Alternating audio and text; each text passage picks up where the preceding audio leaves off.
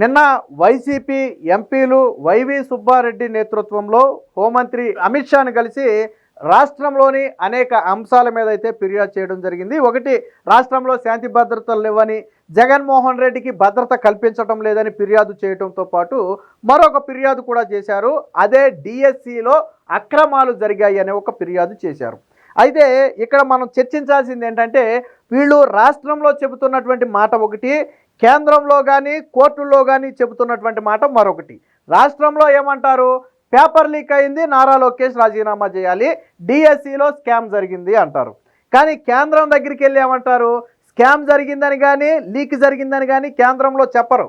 Sports కోటాలో అవినీతి జరిగింది, కొంతమందికి కావాల్సిన వాళ్ళకి పోస్టులు ఇచ్చుకున్నారని చెప్తారు. అలాగే కోర్టులో కూడా ఈ స్కాము లీకు అనే పదాన్ని ఎక్కడా వాడరు.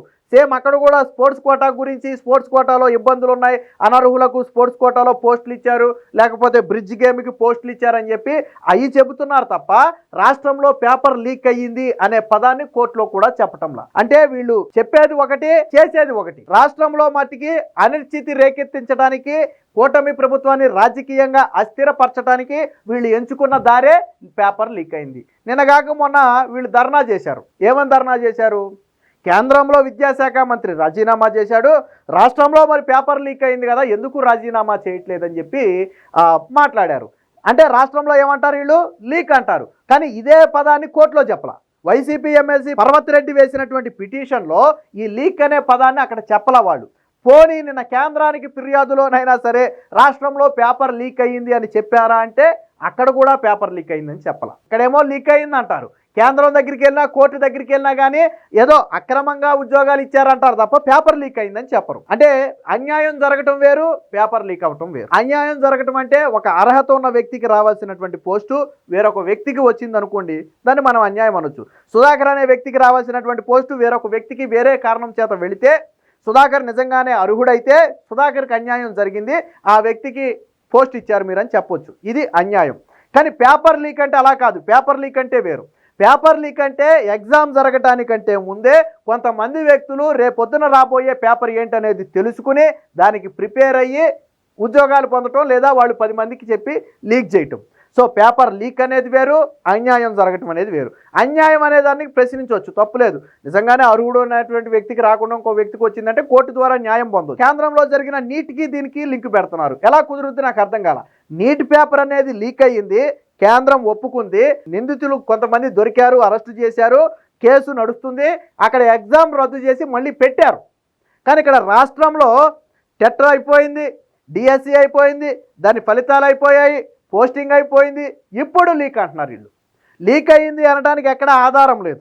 రాష్ట్ర ప్రభుత్వం ఎక్కడా లీక్ అయిందని ఒప్పుకోలేదు. పేపర్ లీక్ మీద ఎక్కడా ఒక కంప్లైంట్ కానీ ఒక కేసు కానీ రిజిస్టర్ కాలేదు. ఈవెన్ ఒక కంప్లైంట్ కూడా, ఎవరైనా సరే ఒక వ్యక్తి వెళ్ళి పేపర్ లీక్ అయ్యింది అనే అనుమానం ఉందనే కంప్లైంట్ కూడా ఎక్కడ రిజిస్టర్ కాలేదు. ఏపీలో 5 లక్షల మంది డిఎస్సి రాస్తే ఒక అభ్యర్థి కూడా పేపర్ లీక్ అయిందని చెప్పలా.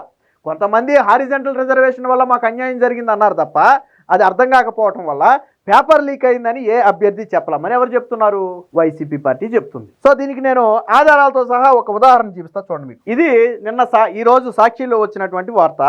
సో ఏపీలో దిగజారిన శాంతి భద్రతలు, కక్ష సాధింపు చర్యల కోసం పోలీసు వ్యవస్థ చట్టాల దుర్వినియోగం, భారతీ సిమెంట్స్ అలాగే ఫ్రెంచ్ గ్రూప్ వికాట్ వంటి మల్టీనేషనల్ కంపెనీలను బెదిరిస్తున్నారని చెప్పి ఇక్కడ ఏం రాశారు, మెగా డిఎస్సి పేరుతో ఉపాధ్యాయుల నియామకాల్లో భారీ అక్రమాలు జరిగాయి అని చెప్పారు. ఏమన్నారు ఇక్కడ, భారీ అక్రమాలు అని చెప్పారు.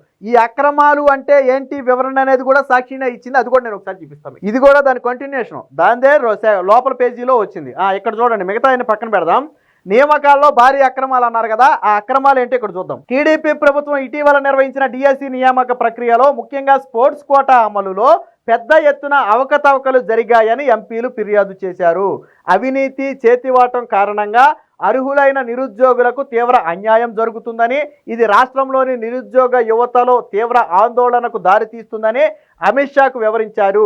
అక్రమాలపై సిబిఐ వంటి కేంద్ర దర్యాప్తు సంస్థతో నిష్పక్షపాత విచారణ జరిపించాలని డిమాండ్ చేశారు. నిరుద్యోగ యువతకు న్యాయం చేయాలని కోరారు. ఇందులో ఎక్కడైనా సరే ఆంధ్రప్రదేశ్లో స్కామ్ జరిగింది, లీక్ జరిగిందని మాట్లాడారా? ఎక్కడైనా లీక్ జరిగిందని చెప్పారా? ఈ అక్రమాలంటే ఏంటనే వివరణ వాళ్ళే ఇచ్చారు సాక్షిలో, నేను ఎక్స్ప్లెనేషన్ ఇవ్వలా. వాళ్ళ అక్రమాలను రాశారు. కేంద్ర మంత్రికి ఇచ్చినటువంటి ఫిర్యాదులో ఎక్కడైనా సరే ఆంధ్రప్రదేశ్లో డిఎస్సి పేపర్ లీక్ అయ్యింది అని కానీ స్కామ్ జరిగింది అని కానీ ఎక్కడైనా ఫిర్యాదు చేశారా? వీళ్ళు ఫిర్యాదు ప్రధానంగా స్పోర్ట్స్ కోటా మీద చేశారు. 3% స్పోర్ట్స్ కోటా ఎందుకు ఇచ్చారు? ఎగ్జామ్ పెట్టకుండా వాళ్ళకి పోస్టులు ఎలా ఇచ్చారు? కొంతమందికి కావాల్సిన వాళ్ళకి మాత్రమే పోస్టులు ఇచ్చుకున్నారు. ఇది వాళ్ళు చేసినటువంటి ఆరోపణ కదా. ఇదే సాక్షిలో ఇంకొక వార్త కూడా వచ్చింది ఈరోజు, అది చూపిస్తా చూడండి. ఇదే సాక్షిలో ఈ రోజు వచ్చినటువంటి వార్త ఇది. మిగతా అన్ని పక్కన పెట్టి మనకు కావాల్సింది మట్టికి చూద్దాం.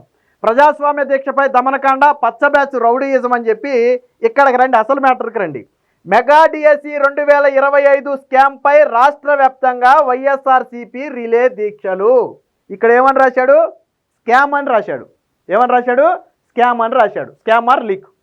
కానీ హోంమంత్రికి ఇచ్చినటువంటి ఫిర్యాదులో ఈ స్కామ్ కానీ లీక్ కానీ పేర్కొన్నారా? ఇదే సాక్షి పత్రికలో వివరణ ఇచ్చారు కదా వైసీపీ ఎంపీలు. అమిత్ షాకి ఏం చెప్పారు? కేంద్ర ఫిర్యాదులో ఎక్కడైనా స్కామ్ కానీ లీక్ కానీ అని ఫిర్యాదు చేశారా? ఫిర్యాదు చేయలేదు. అలాగే వీళ్ళ ఎమ్మెల్సీ కోర్టులో ఒక పిటిషన్ వేశాడు, అది కూడా చూపిస్తాను నేను. ఇక్కడ కోర్టులో కూడా ఇది కోర్టు ఇచ్చినటువంటి ఆదేశం. మొన్న రాజకీయాల కోసం పిల్ దుర్వినియోగాన్ని మేము అనుమతించబోమని వైసీపీకి షాక్ ఇస్తూ కోర్టు చెప్పినటువంటి మాటలది. ఆ పిల్ను మీరు ఉంచుకుంటారా వెనక్కి తీసుకుంటారా తేల్చుకోండి అని చెప్పి కూడా కోర్టు ఆదేశం ఇచ్చింది. దాంతో ఒక 2-3 వారాలు గడువు కూడా ఇచ్చింది, అది వేరే విషయం. ఇక్కడ కూడా ఎక్కడా కూడా డిఎస్సిలో స్కామ్ జరిగిందని చెప్పలా. కోర్టులో కూడా స్కామ్ జరిగిందని కానీ లీక్ జరిగిందని కానీ మాట్లాడలా. ఇక్కడ కూడా ఏం మాట్లాడారు? క్రీడా కోటాలో 3% రిజర్వేషన్ వల్ల కొంతమంది నష్టపోయారని మాట్లాడితే కోర్టు ఏం చెప్పింది? 3% రిజర్వేషన్ అనేది కేంద్ర ప్రభుత్వ నిబంధనలకు అనుగుణంగా వచ్చింది కదా, దాంట్లో రాష్ట్ర ప్రభుత్వానికి ఏంటి సంబంధం అని ప్రశ్నించింది. రెండోది వీళ్ళు ఏమడిగారు? ఇంకోటి, నోటిఫికేషన్ సమయంలో కొన్ని నోటిఫికేషన్ ఇచ్చినప్పుడు కొంతమందికి అన్యాయం జరిగింది అని మాట్లాడారు. మరి నోటిఫికేషన్ ఇచ్చినప్పుడు అన్యాయం జరిగితే మీరు ఎగ్జామ్ రిజల్ట్ అయిపోయి పోస్టింగ్ వచ్చిన తర్వాత దాని గురించి ఎలా మాట్లాడుతున్నారు? నోటిఫికేషన్ సమయంలోనే రావాలి కదా అని అడిగింది. మూడోది, డిఎస్సిలో స్పోర్ట్స్ కోటాలో కొంతమంది అర్హులకు ఉద్యోగం రాలేదు, అనర్హులకు ఉద్యోగం ఇచ్చారు అని చెప్పారు. దానికి కోర్టు ఏమంది? ఈ ఉపాధ్యాయ పోస్టులు పొందని వారు ఎవరు కూడా ఇక్కడికి రాలేదు కదా. ఇక్కడ అడిగింది చూడండి, క్రీడా కోటాతో నష్టపోయామని అభ్యర్థులు ఎవరు కోర్టుకు రాలేదు కదా, నిజంగా నష్టపోతే వాళ్ళు కదా రావాలి, మీరెందుకు వచ్చారని అడిగింది. వీళ్ళేం చెప్పారు తెలివిగా? ప్రభుత్వం వాళ్ళని భయపెడుతుంది, మీరు కోర్టులకు వెళ్తే అది చేస్తాం ఇది చేస్తామని భయపెడుతుందంటే కోర్టు దానికి కూడా ఇంకో సమాధానం ఇచ్చింది చూడండి. అభ్యర్థులను నిజంగా ప్రభుత్వం భయపెడితే 335 రిట్ పిటిషన్లు ఎలా వచ్చాయి కోర్టుకి? 335 మంది ఆల్రెడీ డిఎస్సి మీద పిటిషన్లు వేసి ఉంచారు. కొన్ని కొట్టేసింది, కొన్ని ఇంకా పెండింగ్లో ఉన్నాయి, అది వేరే విషయం. అంటే కోర్టు ఏమని అడిగింది? భయపెడితే ఒక్క డిఎస్సి అభ్యర్థి కూడా, ఒక్క స్పోర్ట్స్ మెరిట్ అభ్యర్థి కూడా నాకు అన్యాయం జరిగిందని కోర్టుకి ఎందుకు రాలేదు? భయపెడుతుంది అనేది అబద్ధం. భయపెడితే 335 పిటిషన్లు ఎలా వేశారు? ఇది కోర్టు అడిగినటువంటి ప్రశ్న. ఇందులో కూడా ఎంటైర్ ఎపిసోడ్లో స్కామ్ కానీ లీక్ కానీ అనే పదాన్ని కోర్టులో వాడలేదు. వీళ్ళు స్పష్టంగా కోర్టులో ఏం చెప్పాలి? మొన్న జరిగినటువంటి డిఎస్సి పేపర్ లీక్ అయ్యింది, దాని మీద విచారణ జరపండి అని చెప్పాలి. కానీ ఆ లీక్ అయ్యింది అనే పదాన్ని కోర్టులో ఎందుకు వాడలేదు నేను చెప్పనా? లీక్ అయ్యింది అంటే దాన్ని కోర్టు సీరియస్గా తీసుకుంటుంది. లీక్ అయ్యింది అనటానికి మీ దగ్గర ఉన్న ప్రాథమిక ఆధారాలు ఏంటో కోర్టు ముందు ఉంచండి అంటుంది. వీళ్ళ దగ్గర ఒక్క ప్రాథమిక ఆధారం లేదు. నేను ఇంకోటి కూడా చెప్తా, పేపర్ లీక్, ఇప్పుడు నీట్ పేపర్ ఉంది, పేపర్ లీక్ అయిందని ఎప్పుడు తెలిసింది? పేపర్ లీక్ అయిందని ఎగ్జామ్ అయిన వెంటనే తెలిసింది, వెంటనే ఎగ్జామ్ రద్దు చేశారు. కానీ ఇక్కడ ఆంధ్రప్రదేశ్లో టెట్ అయిపోయింది, డిఎస్సి అయిపోయింది, దాని ఫలితాలు అయిపోయినాయి, సర్టిఫికేట్ వెరిఫికేషన్ అయిపోయింది, పోస్టింగ్ అయిపోయింది, పోస్టింగ్ అయి కూడా 6 నెలలు అవుతుంది. ఇప్పుడు పేపర్ లీక్ అయింది అంటున్నారు. ఇప్పుడు 2025 డిఎస్సి నోటిఫికేషన్కి 2026లో పేపర్ లీక్ అయింది అంటున్నారు. ఎలా నమ్మశక్యం? లీక్ అయ్యింది వెంటనే కదా చెప్పాలి. ఏడాది తర్వాత లీక్ మీకు ఎలా తెలుసు? పోస్టింగ్ ఇచ్చిన తర్వాత లీక్ ఎలా తెలుసు? అలాగే ఇందాక చెప్పా చూసారా, వీళ్ళు వైఎస్ఆర్సీపీ స్కామ్ పైన ధర్నా అని, అందులో ఎవరైనా సరే డిఎస్సి అభ్యర్థులు పాల్గొన్నారా? మొన్న డిఎస్సిలో ఉద్యోగాలు రాని వాళ్ళు ఎవరైనా వైసీపీ నిర్వహించినటువంటి ర్యాలీలో పాల్గొన్నారా? లేదు. ఎందుకు పాల్గొనలేదు? వైసీపీ నాయకులే ఎందుకు చేశారు? ఎందుకు రాలేదు? ఇప్పుడు ఢిల్లీలో నీట్ ఉంది, ఢిల్లీలో నీట్లో యువత మొత్తం కథం దొక్కారు. అందులో ఎగ్జామ్ రాసిన వాళ్ళు ఉన్నారు, రాయిపోయే వాళ్ళు ఉన్నారు, యువత మొత్తం అదంతా. కానీ ఇక్కడ వైసీపీ నాయకులు తప్ప యువత ఎవరైనా ఉన్నారా? ఎందుకు లేరు అంటే స్కామ్ జరిగిందని ఎవరు భావించట్లేదు, లీక్ జరిగిందని ఎవరు భావించట్లేదు. ఎవరికైనా ఒకరికిద్దరికి అన్యాయం జరిగితే జరిగిందని చెప్పొచ్చు, తప్పులేదు. పలానా వ్యక్తికి రావాల్సిన పోస్టు పలానా వ్యక్తికి వచ్చింది, ఇదిగో ఈ వ్యక్తి ఈ విధంగా అర్హుడు అని అడగొచ్చు, అది వరకు ఓకే, దాన్ని అన్యాయం అంటాం, పేపర్ లీక్ స్కామ్ అనం. కానీ వీళ్ళేమంటారు? లేకపోతే కొంతమందికి దొడ్డిదారిని ఉద్యోగాలు ఇచ్చుకున్నారంటే కోర్టు ఆ మాట కూడా అడిగింది చూడండి. అక్రమ మార్గంలో ఉపాధ్యాయ పోస్టులు పొందారని ఎవరిపై ఆరోపణ చేస్తున్నారో వారిని వాద్యంలో ప్రతివాదులుగా ఎందుకు చేర్చలేదని ప్రశ్నించింది. అంటే మీరు అక్రమ మార్గంలో ఉద్యోగాలు పొందుకున్నారు, అమ్మేసుకుని డబ్బులు కొనుక్కుని జాయిన్ అయ్యారు అన్నారు కదా, మరి వాళ్ళ పేర్లు ఎందుకు మీరు పిటిషన్లో పెట్టలేదని చెప్పి అడిగితే వాళ్ళ దగ్గర సమాధానం లేదు. నేను అడగల, కోర్టు అడిగింది. అంటే వీళ్ళు రాష్ట్రంలో మాట్లాడే మాట ఒకటి, కేంద్రంలో మాట్లాడే మాట ఒకటి, కోర్టుల్లో మాట్లాడే మాట ఒకటి. రాష్ట్రంలో రాజకీయం కోసం లీకు, స్కాము, నారా లోకేష్ రాజీనామా. కేంద్రం దగ్గరికి కానీ కోర్టు దగ్గరికి కానీ వెళ్తే అందులో డిఎస్సి స్పోర్ట్స్ కోటాలో అక్రమాలు జరిగాయి, దాని మీద విచారణ చేయాలి. ఇదే వీళ్ళు మాట్లాడుతున్నటువంటి మాటలు. అంటే డిఎస్సి మీద వైసీపీ చేస్తున్నది మొత్తం కూడా రాజకీయమే అనడానికి ఈ 2 నాలుకల ధోరణియే ఒక ఉదాహరణగా చెప్పొచ్చు.